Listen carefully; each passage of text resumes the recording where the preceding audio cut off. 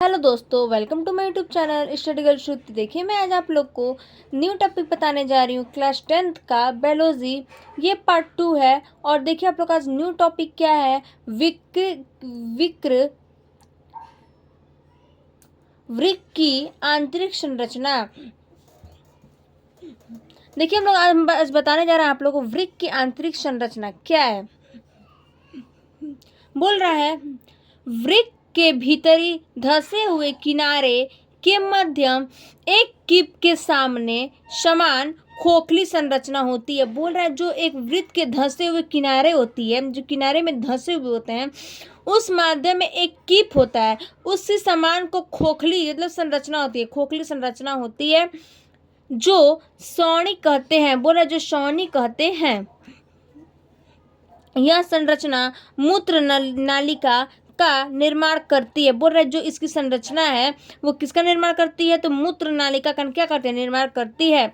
ऐसे में वृक्क का शेष भाग ठोस तथा दो भागों में बाटी होती है। बोल रहे जो वृक्क का शेष भाग होता है वो कौन से भाग होता है, वो ठोस या दो भागों में क्या होता है, बाटी जाती है, यानी बटी होती है। इसके बाहरी भाग को वल्कुट यानी कि कॉर्टेक्स, वल्कुट को इंग्लिश में बोलते हैं क्या, कॉर्टेक्स, तथा आंतरिक भाग को मेडुला कहते हैं। देखिए जैसे इसकी संरचना हम आपको दिखा रहे हैं, किसका, तो वृक्क का। देखिए हम आप लोग को वृक्क का संरचना दिखा रहे हैं।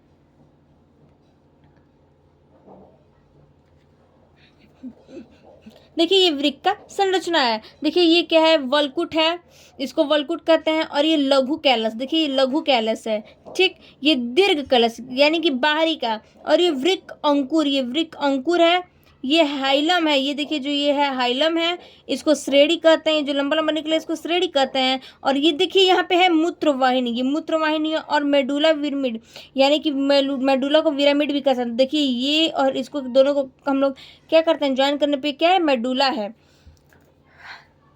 ये इसका क्या है, संरचना, वृक्क की संरचना है ये। आइए देखते हैं नेक्स्ट टॉपिक। नेक्स्ट टॉपिक क्या है, नेक्स्ट टॉपिक है वृक्क नलिकाओं या नेफ्रॉन की संरचना। नेफ्रॉन की संरचना और नलिकाओं के बारे में और वृक्क के बारे में लोग पढ़ेंगे। जैसे में प्रत्येक वृक्क में लगभग 8 से 12 लाख महीन लंबा तथा कुंडलित नेफ्रॉन होती है। बोला जो प्रत्येक विकृत में विक्र में लगभग क्या 8 से 12 लाख जो होती है उसकी महीन लंबा होता है। क्या महीन लंबा तथा कुंडलित क्या होता है, नेफ्रॉन होता है, होती है, यानी कि लंबा और कुंडलित क्या होती है, नेफ्रॉन होती है। नेफ्रॉन वृक्क की रचनात्मक तथा क्रियात्मक इकाई। जो नेफ्रॉन है वो किसकी ये नेफ्रॉन की क्या है, क्रियात्मक और रचनात्मक क्या है, इकाई है। ये संयोजी ऊतक रुधिर वाहिनियों तथा पेशियों तंतु में दबे तथा फंसे हुए होते हैं। बोल रहा है ये जो संयोजी होता है, ऊतक होता है, जो रुधिर वाहिनियां है उस पेशीय तंतु में क्या है, दबे हुए रहते हैं और ये फंसे हुए होते हैं। जैसे में प्रत्येक नेफ्रॉन में निम्नलिखित संरचना होती है। जैसे कि देखिए जो प्रत्येक जो नेफ्रॉन होती है वो नेफ्रॉन जो होती है, प्रत्येक नेफ्रॉन उसकी क्या होती है, निम्नलिखित संरचना होती है। तो आइए देखते हैं नेफ्रॉन में कि निम्नलिखित संरचना क्या है। देखिए ये फर्स्ट है बोमेन संपुट, यानी कि देखिए बोमेन संपुट के बारे में हम पढ़ेंगे।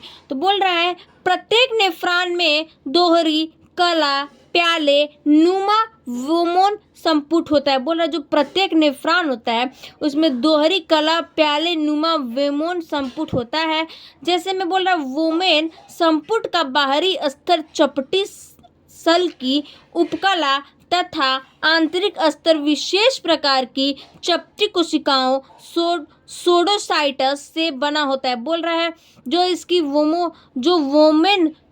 वोमेन संपुट का बाहरी स्तर होता है वो क्या होता है, चपटी और सल्की होती है। और इसका उपकला तथा आंतरिक स्तर होता है। ये विशेष प्रकार की क्या है, चपटी कोशिकाओं और सोडोसाइटस से क्या होता है, ये बना होता है। कौन, तो बोमो संपुट बनता होता है किससे, तो सोडोसाइटस से बना होता है। आइए देखते हैं नेक्स्ट क्या है हेडिंग। नेक्स्ट हेडिंग है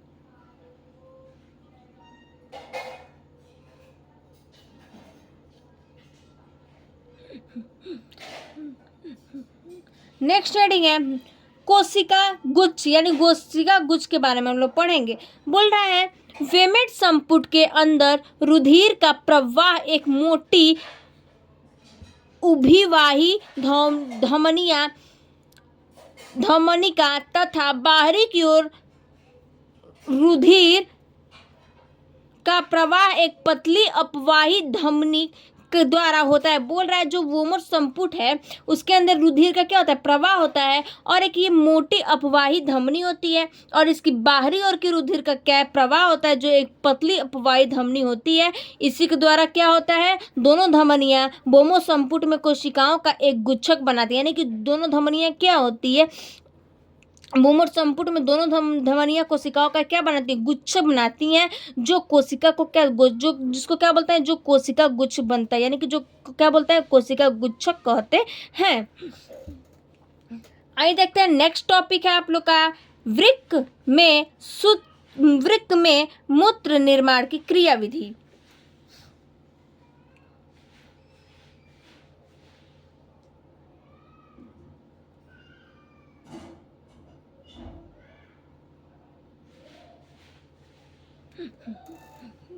देखिए हम लोग पढ़ेंगे वृक्क में मूत्र निर्माण की क्रियाविधि। तो देखते हैं पहला हेडिंग है इसमें क्या, परानिषंयदन।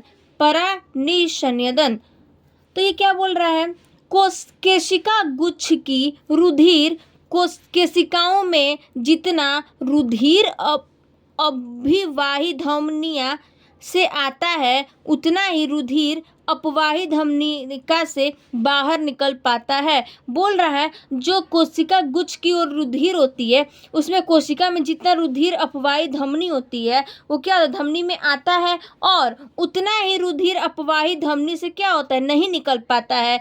इसके फलस्वरूप केशिका गुच्छ की रुधिर केशिकाओं में रुधिर का दाब बढ़ जाता है। बोल रहा है जो कोशिका का गुच्छ होता है उसकी रुधिर को जो कोशिकाएं होती है उस रुधिर कोशिकाओं में क्या होता है, रुधिर का दाब बढ़ जाता है, और इस बढ़े हुए दाब के कारण रुधिर का तरल भाग क्या होता है, छन कर वोमेन संपुट में आ जाता है। यह छना हुआ तरल निस्यंदन कहलाता है। इसमें यूरिया, यूरिक अम्ल, ग्लूकोज तथा अनेक लवण होते हैं। इसमें क्या क्या होते हैं, तो तरल निस्यंदन कहलाता है, और इसमें यूरिया और यूरिक अम्ल, ग्लूकोज तथा अनेक लवण इसमें क्या होते हैं, प्रकार के होते हैं। आइए देखते हैं हम लोग नेक्स्ट टॉपिक।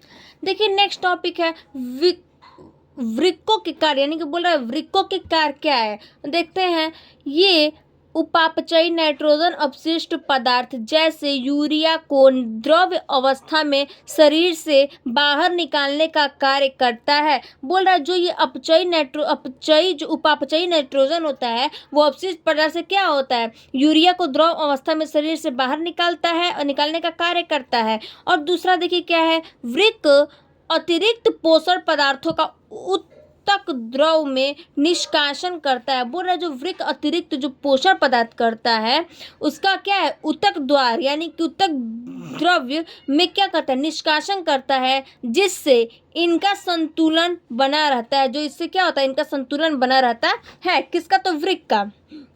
ऐसे देखिए तीसरा क्या है, बोल रहा है भ्रूणी अवस्था में वृक्क आरबीसी का निर्माण करता है। यानी कि देखिए जो भ्रूणी अवस्था है वो किसका निर्माण करता है, तो ये आरबीसी का क्या करता है, निर्माण करता है। अब देखते हैं, चलिए एक और नया न्यू टॉपिक है आप लोग का। देखिए क्या नया टॉपिक में मानव में अन्य उत्सर्जी अंग। अब देखते हैं मानव में अन्य उत्सर्जी अंग क्या है।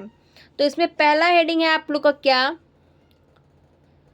पहला हेडिंग है आप लोग का त्वचा। अब देखते हैं त्वचा पहला हेडिंग क्या है। त्वचा में मनुष्य तथा अन्य स्तनियों में त्वचा पर उपकेंद्र श्वेत ग्रंथियां होती हैं। बोल रहा है जो त्वचा में मनुष्य तथा अन्य जो स्त्रियों में त्वचा होती है उस पर क्या होते है, उपकेंद्र श्वेत होता है। मतलब उसको क्या बोलते हैं, ग्रंथियां होती हैं, जिसके द्वारा स्रावी पसीने तथा तेल में सोडियम क्लोराइड की कुछ मात्रा में यूरिया उत्सर्जित होता है। बोल रहा है जिसके द्वारा मतलब जो स्रावित पसीने होते हैं, जो पसीने होते हैं, उसको तेल में क्या होता है, सोडियम क्लोराइड की तरह क्या होता है, कुछ मात्रा में क्या होता है, यूरिया उसमें उत्सर्जित हो जाता है। नेक्स्ट देखते हैं आप लोग का नेक्स्ट है क्या, नेक्स्ट है यकृत। यकृत देखते हैं क्या है। यकृत में अमोनिया का निर्माण होता है। यकृत में किसका निर्माण होता है, तो यकृत में अमोनिया का निर्माण होता है। यूरिया अमोनिया से कम हानिकारक तथा जल में अधिक घुलनशील होता है। बोल रहा है जो यूरिया में अमोनिया से क्या होता है, कम हानिकारक, मतलब क्या होता है, कम हानिकारक होता है और जल में अधिक घुलनशील होता है। इसके अतिरिक्त यकृत में मृत आरबीसी के हीमोग्लोबिन के टूटने से पित्त वर्ण ब्लीआर्डिंग तथा ब्लूब्रिन बनते हैं। बोल रहा है जिसके अतिरिक्त यानी यकृत में जो मृत आरबीसी के हीमोग्लोबिन के टूटने से क्या होता है, इसमें पित्त का वर्णन होता है और तथा इसमें क्या होता है, ब्लूब्रिन बनते हैं। जैसे में ये पित्त रस के साथ आंत में पहुंचते हैं। जो इसके पित्त रस होते हैं वो किस में पहुंचाते हैं, तो ये आंत में पहुंचाता है तथा मल पदार्थ के साथ शरीर में बाहर निकाल दिए जाते हैं। ये जो मल होता है, जो हम लोग शरीर में मल पदार्थ है, उसको हम लोग क्या कर देते हैं, सारे को मतलब हम लोग क्या करते हैं, शरीर से बाहर निकाल देते हैं। जैसे देखिए है नेक्स्ट आप लोग का है क्या, दूसरा है इसमें पॉइंट फेफड़ा। अब फेफड़ा क्या है देखते हैं।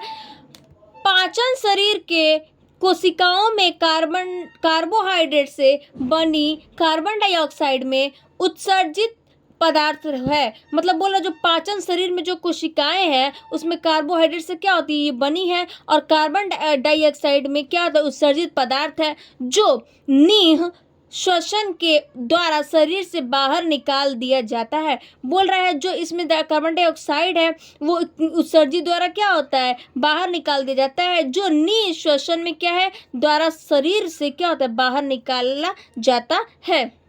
ऐसे देखिए चौथा इसका पॉइंट क्या है देखते हैं।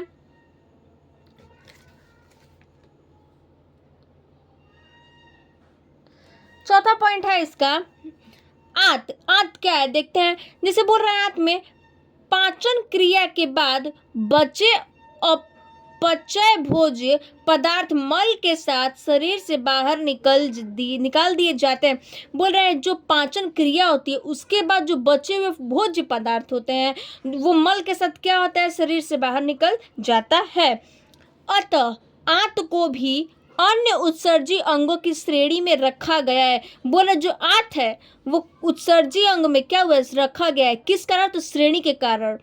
इसके अतिरिक्त पालन में उपस्थित उपकला कोशिकाएं कैल्शियम फास्फेट जैसे लवणों को रुधिर से पृथक करके मल के साथ शरीर त्याग देती है। बोल रहा है इसमें मतलब इसके अतिरिक्त पालन होती में क्या करते हैं, इसको उपस्थित रख किया जाता है और इसकी उपकला क्या है, कोशिकाओं में हम लोग क्या करते हैं, कैल्शियम फास्फेट में क्या करते हैं, उपस्थित रहता है ये उपकला में। और जो कोशिकाएं हैं वो कैल्शियम फास्फेट में क्या होती है, कैल्शियम फास्फेट में क्या होती है, तो उपस्थित रहती हैं। और जैसे लवणों को रुधिर से क्या होता है, पृथक करके मल के साथ क्या होता है, इसका शरीर में हम लोग क्या करते हैं, तो शरीर में त्याग देते हैं।